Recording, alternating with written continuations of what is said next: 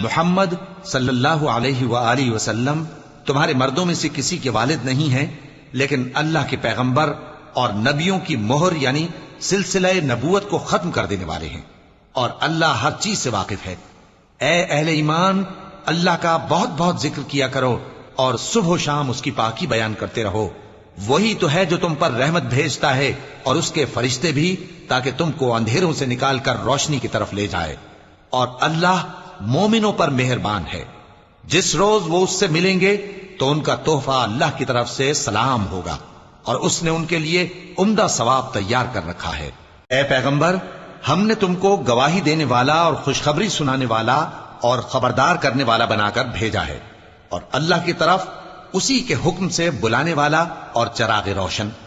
اور مومنوں کو خوشخبری سنا دو کہ ان کے لیے اللہ کی طرف سے بڑا فضل ہے، اور کافروں اور منافقوں کا کہا نہ ماننا اور نہ ان کے تکلیف دینے پر نظر کرنا، اور اللہ پر بھروسہ رکھنا، اور اللہ ہی کارساز کافی ہے۔